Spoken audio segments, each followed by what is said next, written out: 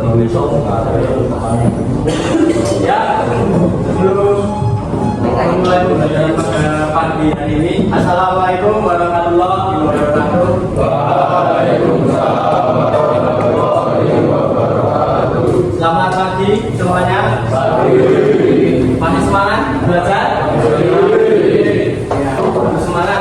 Pagi-pagi harus semangat.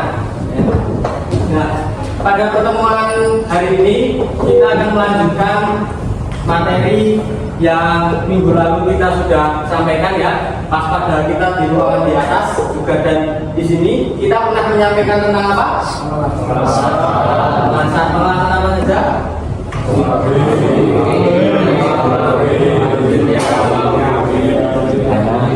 Dan sebelum melanjutkan pada pembelajaran atau pembahasan pada pagi hari ini, ketua kelas saya minta bantuannya untuk dipimpin teman-temannya untuk berdoa terlebih dahulu.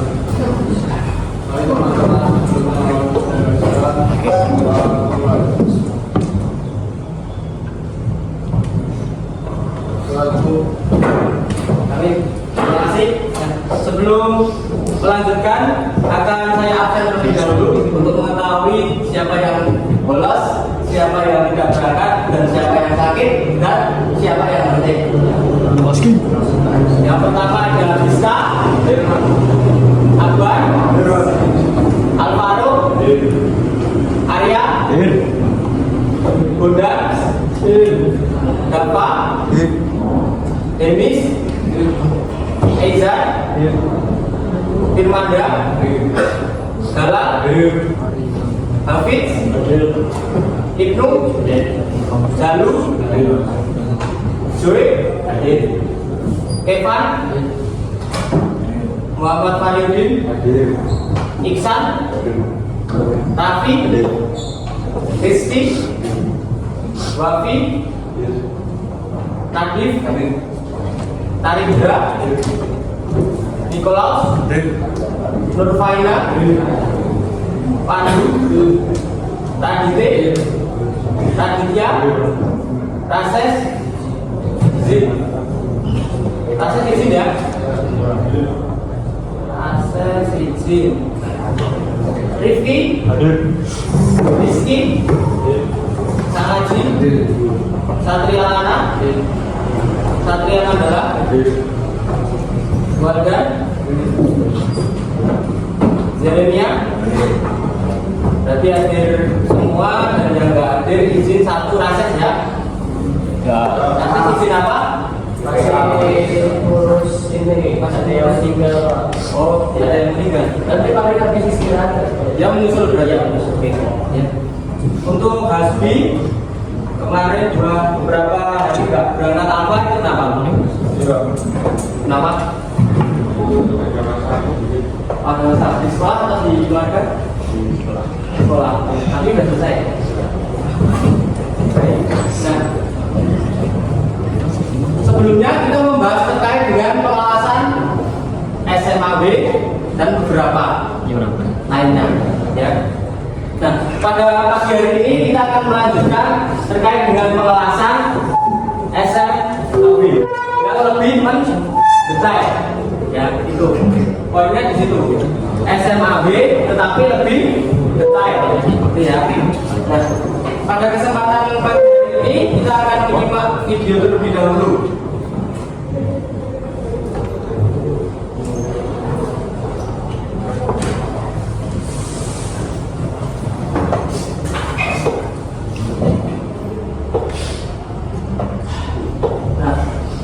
Sebelum masuk ke video, nah kalau kita ingin membuat sebuah rangka sepeda motor, membuat rangka sepeda ontel, nah itu kan pasti ada setiap komponen-komponen dari besinya, dari setiap besi yang dipotong-potong. Nah, untuk menyambungkan dari besi yang dipotong-potong ini menggunakan cara las ya. Las yang dipilih itu sesuaikan dengan bahan yang akan digunakan. Nanti juga disesuaikan, misal bahannya yang digunakan itu besi, atau aluminium. Nah itu tergantung bahannya untuk pemilihan jenis pengelasannya. Nah untuk memahami pengelasan ya, mari kita simak video berikut ini.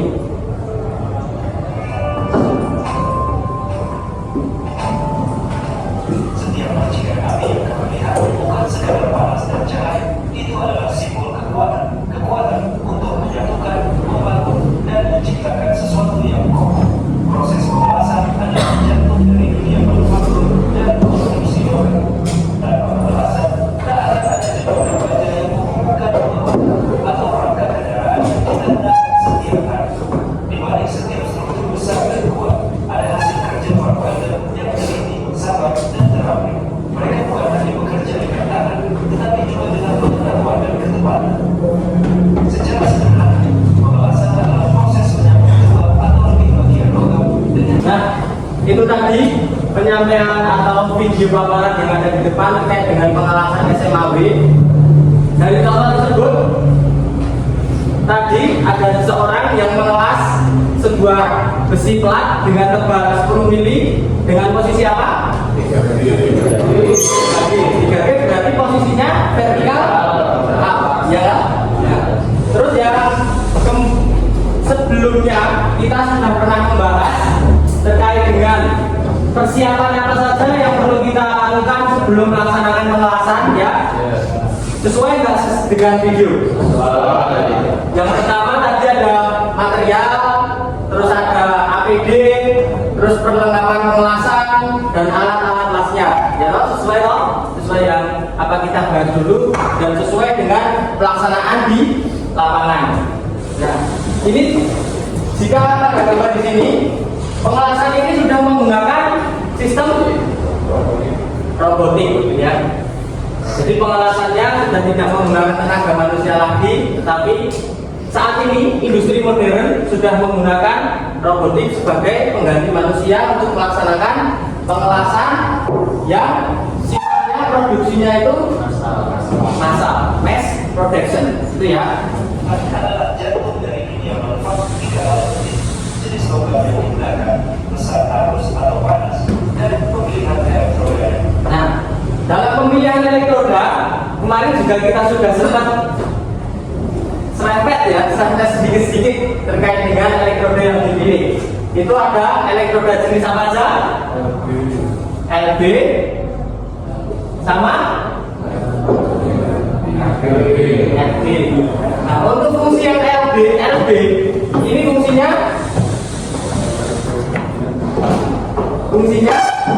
untuk pengelasan baja karbon ya, tiga enggak. Terus untuk yang LD pengelasan baja karbon ya. Nah, disinilah kita harus memilih jenis elektroda yang akan kita las terlebih dahulu. Selanjutnya Bisa dibuat pengelasan SMA yang lahir dari arus pada dan disiplin dan selanjutnya dalam pengelasan, setelah kita memilih jenis elektroda LB atau LD yang akan kita gunakan ya. Tadi ada dalam video, kalau memperhatikan itu ada pembahasan tentang D, C, E, N sama DC, E, P ya, betul. Siapa namanya yang jawab DCP? Artinya DCP apa? Direct current electrode positif ya, itu betul. Absen berapa? Belum. Namanya? Dalam. Ya, itu ya. Nah, kemarin kan kita sudah membahas terkait dengan ini mau ditangkapin kemana sih? Ya toh? Nah, dengan DCEN itu biasanya untuk memulai sebuah pengelasan ya, agar tariannya ini kuat, dengan pemilihan elektroda jenis LB kita menggunakan polaritas DCEN. DCEN berarti direct current electrode. Jadi untuk holdernya Holdernya ini kita tancapkan di mana? Holdernya ke negatif. Lalu untuk masanya itu di positif, ya. Ini kan kita juga kemarin sudah membahas bisa dibalik, tetapi sesuai dengan fungsi masing-masing pengelasannya. Nah ini ya, kalau DCEN biasanya LB ini menggunakan DCEN dengan holder di negatif, masa di positif. Lalu ini digunakan untuk filler, ya.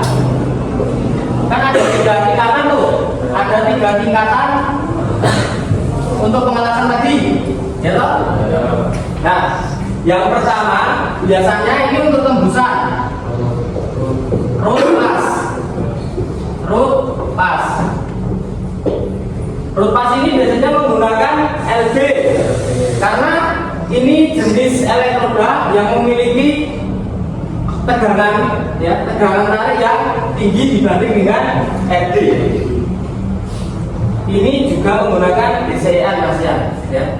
Kalau ini kita menggunakan DCEP, kita menggunakan LB, ini bisa menyala pada busurnya, tetapi itu tidak bisa maksimal dan itu bakalan nempel-nempel. Bahasanya keraket, nek ngelas kae nek wis keraket malah emosi. Asli. Kalau keraket datang nempel bisa direndam nek. Nah itu yang bikin kita harus bisa di teori ini harus bisa memilih kapan kita menggunakan elektroda jenis LB, kapan kita menggunakan arus polaritas DCEN dan lain sebagainya. Nah, untuk root pass ini menggunakan DCEN. Terus yang kedua tingkatannya ini apa namanya? Filler ini, nah filler ini berbeda dengan root pass. Kalau root pass ini untuk tembusan, untuk menyambung logam menjadi satu. Kalau filler ini sebagai pengisi, ya, sebagai pengisi. Pengisi ini untuk holder ini kita sudah bisa mulai pindah karena kita sudah menggunakan polaritas DC-EP dan kita sudah menggunakan elektroda jenis LD, ya. Ini jadi dibalik, ini yang positif, ini yang negatif. Ini untuk proses filler. Terus yang terakhir, ini apa namanya? Capping ini sebagai finishing lah, biar looks dari pengelasannya itu cantik, bagus, rapi, ya. Karena pengelasan ini tadi juga disampaikan di sini bukan hanya sekedar keterampilan, tapi juga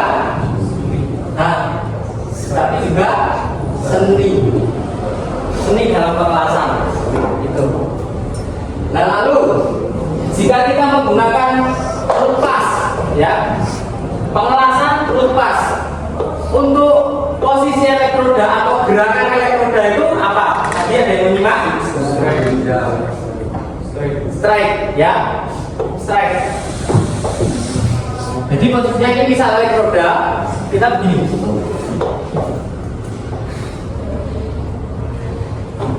Ini ya. Nah, gini. Strike. Kenapa begini? Karena di sini ada gap. Ya toh? Di dalam groove itu kan kita sudah membahas ada gap di sini selebar 2,6 atau selebar besar elektroda, ya.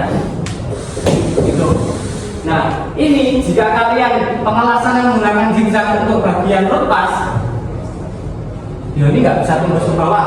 Kan yang diharapkan root pass ini sambungan gini, ada gap gini, ya. Itu bisa tembus di bawah. Nah, yang kemarin pernah saya bilang, kalau masih ingat, pengelasannya di atas tapi hasil lasannya di bawahnya. Nah, ini namanya root pass. Lalu selanjutnya untuk proses filler tadi menggunakan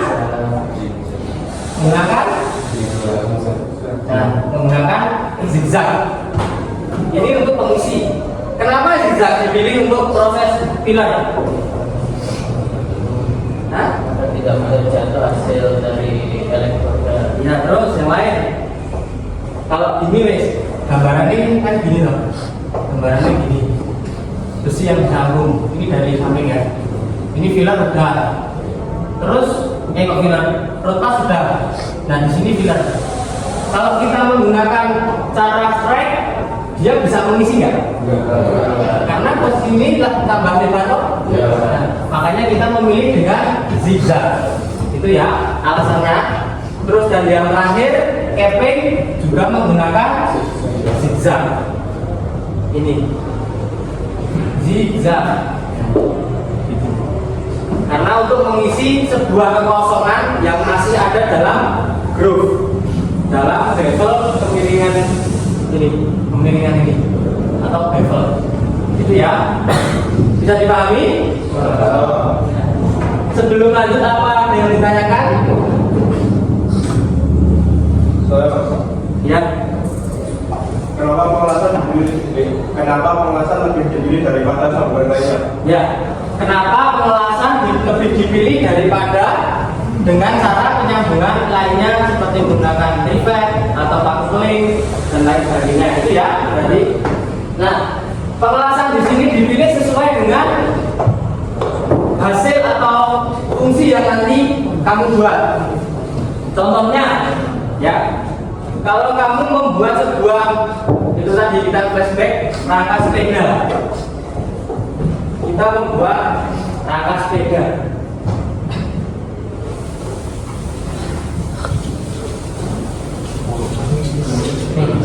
Rangka sepeda kan pasti ada beberapa komponen gitu ya. Nah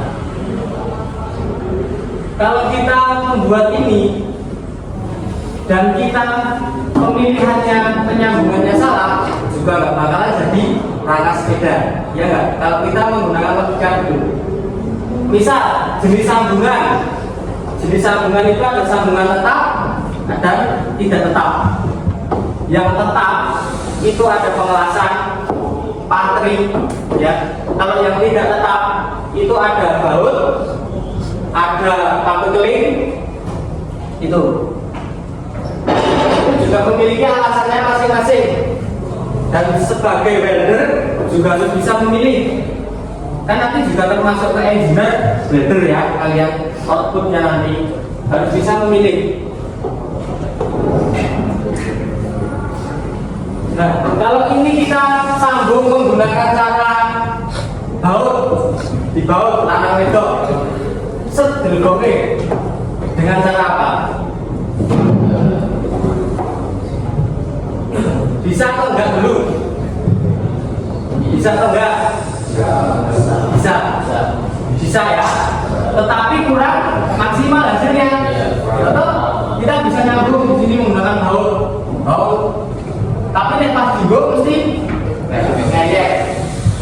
Mesti diambil. Nah, berarti salah satu-satunya untuk penyambungan sebuah frame itu menggunakan cara pengelasan. Itu salah satu alasan kenapa pengelasan dipilih ya. Jadi sambungan itu juga ada banyak yang saya sampaikan, ada tetap dan tidak tetap sesuai dengan fungsinya. Nah kalau ini coba saya akan membangun sebuah jembatan. Nah sambungan jembatan di sini ini kan sambungan jembatan akan begitu. Nah ini menggunakan cara apa? Aku menyambung sebuah komponen-komponen ini. Atau kalian deh sebagai engineer welder, Mas, saya pesen jembatan untuk menyambung jembatan kali opak. Nah itu. Terus kalian memilih sambungan dengan komponen-komponen ini menggunakan apa? Las? Menggunakan baut. Nah, kenapa nggak pengelasan saja? Mas, biar simpel, biar cepat, dan biar kuat. Nah itu kenapa?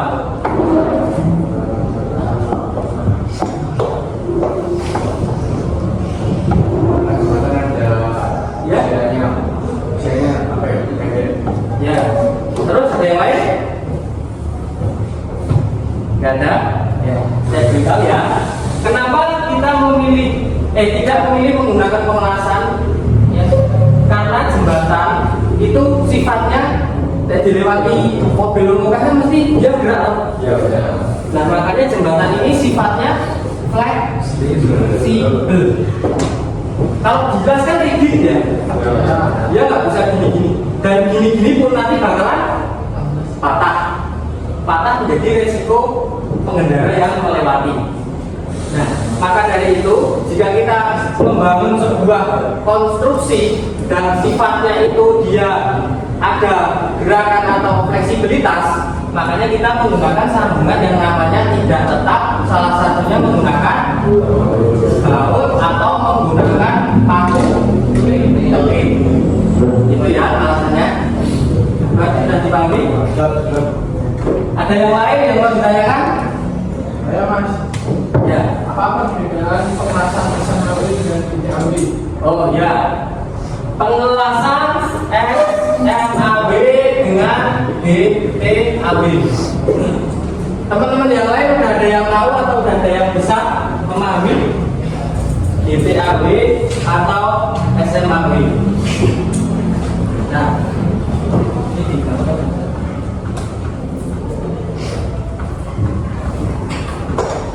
Nah, ini contohnya BTAW. Kita, ya, kelihatan ya.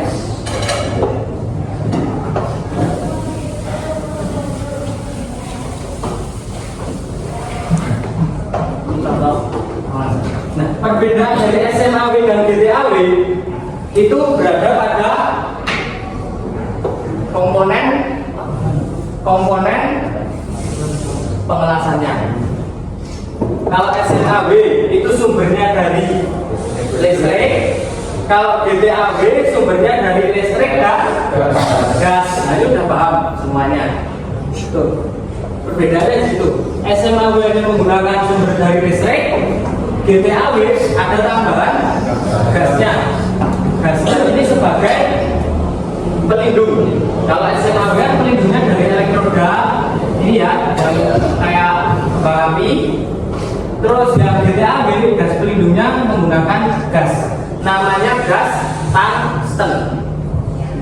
Itu artinya shield metal arch welding ya, shield pelindung metal besi, arch percikan atau jalan busur, dan welding sebuah penyambungan logam. Terus BTAW gas tungsten arch welding, berarti ada gas sebagai pelindungnya, gas tungstennya, arch juga masih ada percikannya, dan welding untuk penyambungan sebuah logam. Itu perbedaannya di situ ya. Ada yang lain?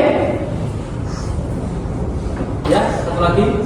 Cara mengatur ampere sama voltage dari pas.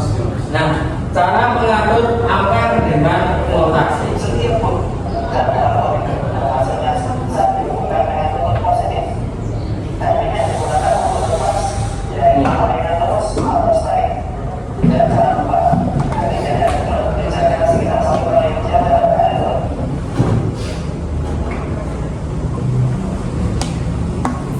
Sekarang bersama sisa atau dengan satu komponen elektrod sudah habis. Tentunya kita akan melanjutkan dengan mengganti dengan polaritas yang digunakan adalah siap. Sekarang kita akan melakukan pembahasan lain yang pertama, yaitu kontras. Elektrodnya akan kita gunakan pada pasangan yang lunas. Dengan hasil berkasih 1-2. Sekarang polaritas yang digunakan adalah DCN. Nah, ini. 151. Nah,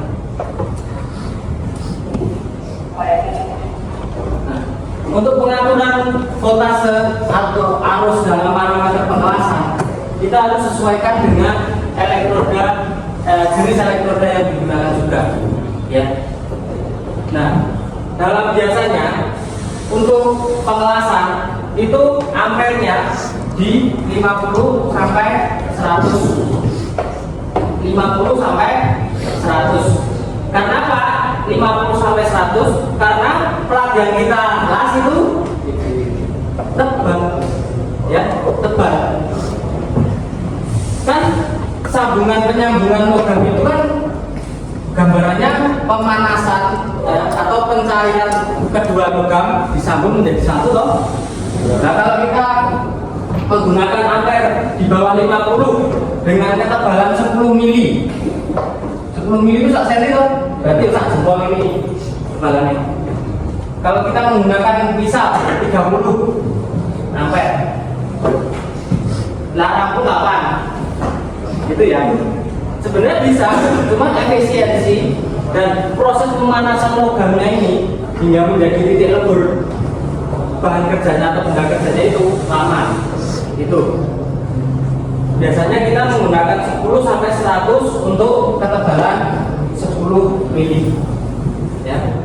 Ini pun jika 100 ini kamu maksimalin lebih, wah besok kalau sudah praktek ya mas, kamu ngelas besi beton tak buat menjadi sebuah rak sepatu, itu pelan-pelan ya mas, kurang gede yang padahal sudah di atas 100, mesti kalian bakal merasakan itu.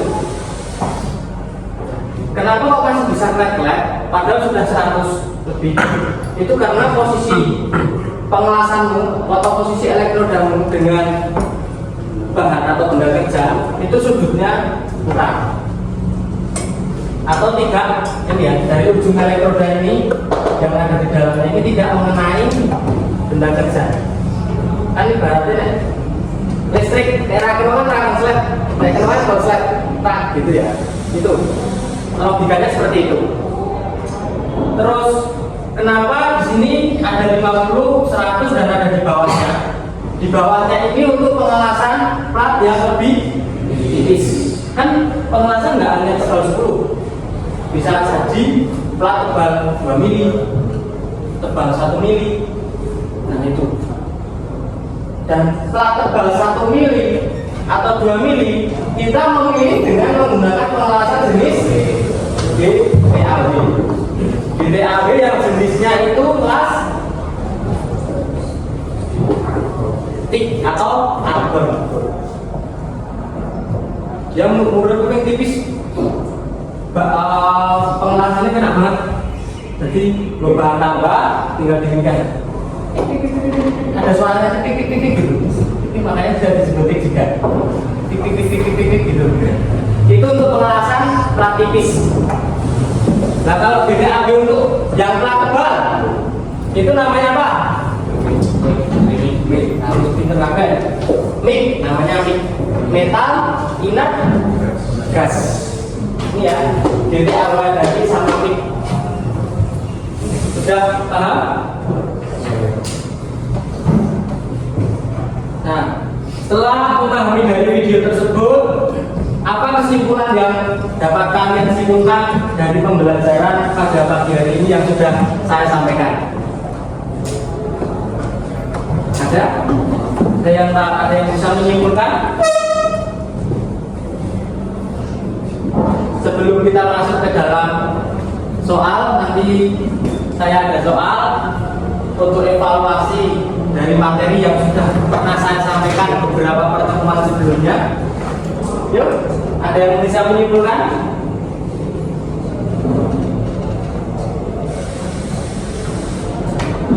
Ada yang bisa menyimpulkan? Gak apa-apa, dapat apes. Ya, bisa pengelasan itu ada banyak, contohnya seperti ada SMA, dan TIG ini itu bisa digunakan pada banyak kerja, tapi terutama kalau untuk SMA lebih baik di plat yang tebal-tebal. Kalau TTAW itu mungkin bisa di bawah dari 5 mm di sama dengan B, sedangkan di las itu ada LB, dan SD. LB itu biasanya untuk plat yang intensitasnya sudah tebal dan biasanya digunakan di routing atau root pass, diawali dengan itu dan menggunakan DCN, direct negatif. Dan untuk pembuatan root pass itu biasanya pemimpin masa berada di negatif dan voltasenya di positif, dan untuk dan pilar bisa sebaliknya. Ya, saya terima kasih ya untuk kesimpulan yang diberikan dari teman-temanmu. Berikan aplaus dulu.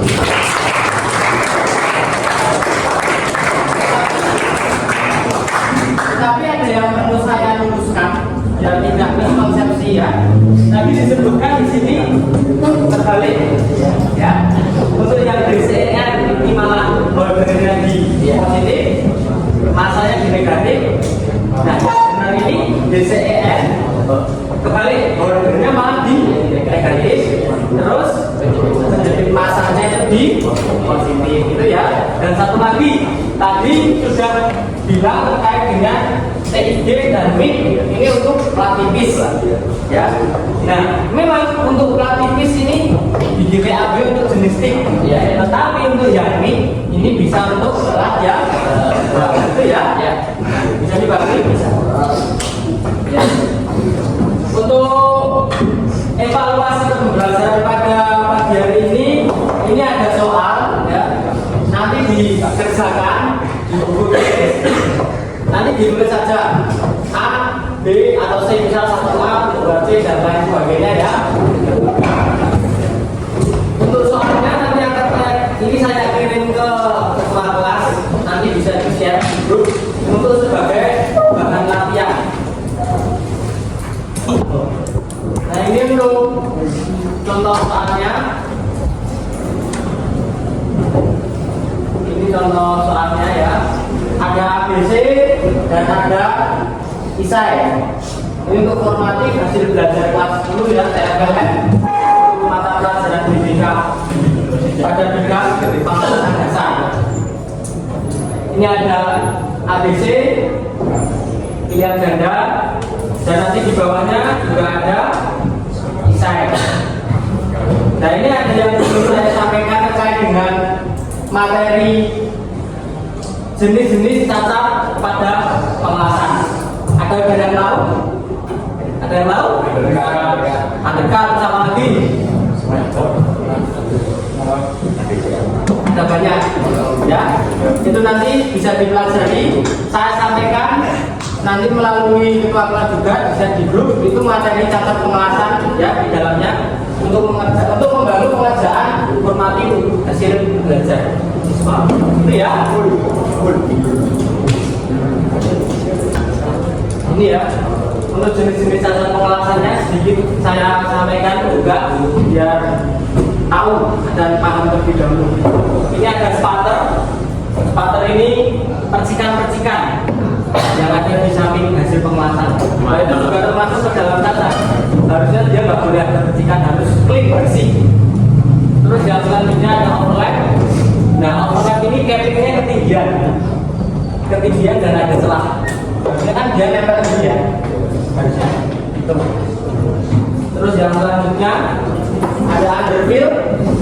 Underfill ini malah legok. Namanya underfill. Jadi cappingnya malah legok. Dia tidak menggunung, tetapi dia malah cekung. Terus yang selanjutnya ada undercut.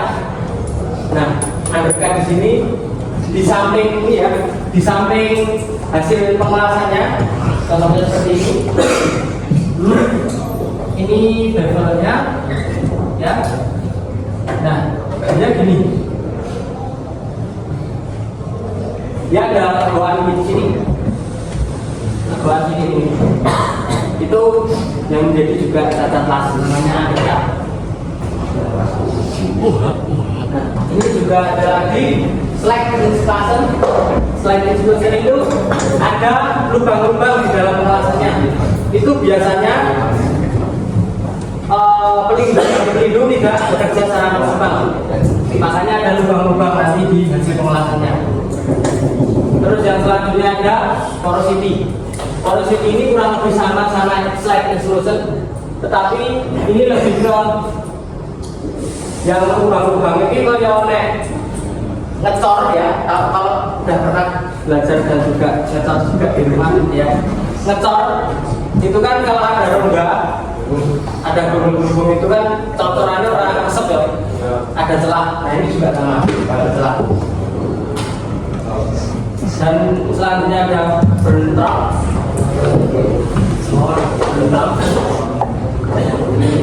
dan ada length of vision.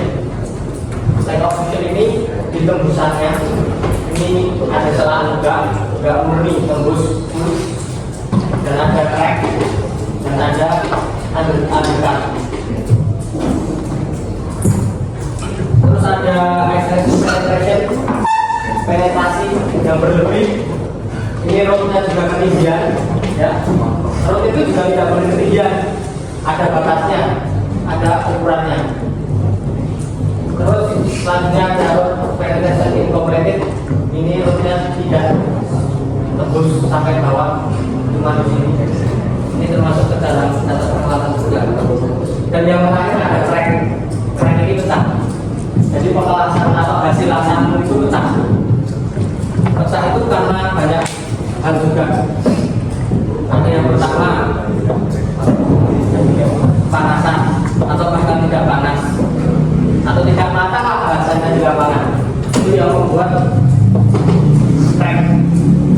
Membuat crack. Itu ini materi saya akhiri.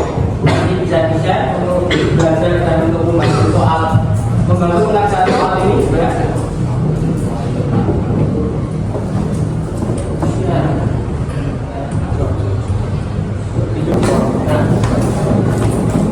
Sebelum mengakhiri pembelajaran pada pagi hari ini, kita sudah sampaikan, nanti juga sudah memberikan kesimpulan terkait dengan materi apa yang kita bahas pada pagi hari ini. Selanjutnya hari ini kita melakukan pelaksanaan praktikum, ya, praktikum di bawah. Kemarin yang memimpin siapa? Briefing? Siapa ya? Selanjutnya mau pilih siapa? Dimas. Dimas. Dimas? Ya, mungkin ya teman-temannya di bawah. Kalau mereka enggak? Asik. Bagus. APD harus diperhatikan.